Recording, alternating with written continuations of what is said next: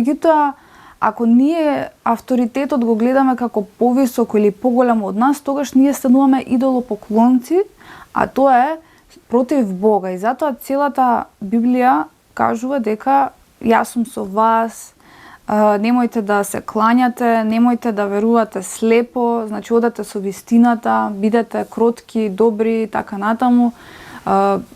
Значи јас ќе го победам фараонот кај Мојсей, јас ќе те изведам на врвот, во случајот е приказната кај Јосиф кога беше продаден од браќата. Значи што кажува и дури во приказната на Јосиф имаше дел, нели, каде што он ќе биде десна рака и на фараонот.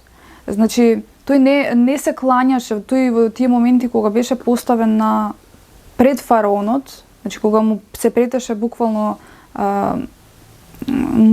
смрт за неговиот живот, тој остана, значи не се поклони пред фараонот и рече не, јас верувам само во и служам само на еден Бог, а тој Бог ми вели да не се спуштам и да не се клањам на други богови, без разлика дали сум пред смрт или не, и закана за смрт. Значи тоа е тоа каде што Библијата нас научи дека ние како човечки души не смееме да подклекнеме пред било какви авторитети, без разлика од која и форма да доаѓаат, затоа што има дел исто во Библијата каде што вели, мислам дека тоа беше во Евангелијата, каде што вели Исус, ако треба ќе се откажеш и од мајка, и од татко, и од брат, и од сестра заради мене.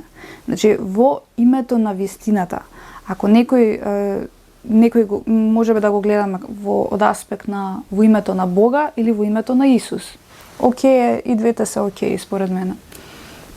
Затоа што сепак Исус е самиот Бог.